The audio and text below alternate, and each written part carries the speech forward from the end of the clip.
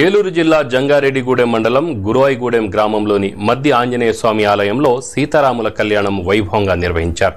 స్వామివారికి ఆలయ అధికారులు పట్టు వస్త్రాలను సమర్పించారు. కళ్యాణ అనంతరం భక్తులకు పానకం, ప్రసాదం అందించారు. సత్రంలో భక్తులకు అన్న ప్రసాద వితరణ చేశారు. వచ్చిన భక్తులకు ఎటువంటి అసౌకర్యం కలగకుండా ఆలయ ఈవో కొండలరావు అధికారులు ఏర్పాట్లు చేశారు.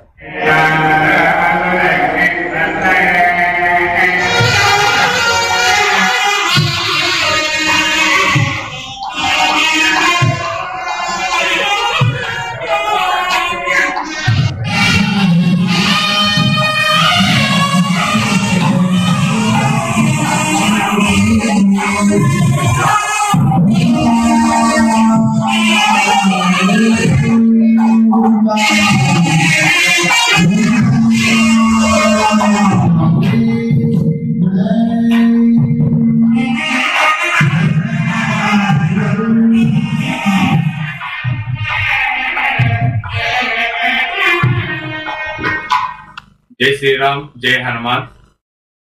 ఈరోజు శ్రీరామనవమి పర్వదినం సందర్భంగా ఏలూరు జిల్లా జంగారెడ్డిగూడెం మండలం గురువాయిగూడెం గ్రామంలో స్వయంభూమూర్తిగా కొలువైన శ్రీ మద్ది ఆంజనేయ స్వామివారి దేవస్థానంలో ఉదయం 7 గంటల నుండి దేవస్థానం అర్చక స్వాములు, స్థానాచార్యుల వారు, వేద పండితులు సమిష్టిగా శ్రీ సీతారాముల వారి కళ్యాణం దిగ్విజయంగా జరుపడం జరిగింది.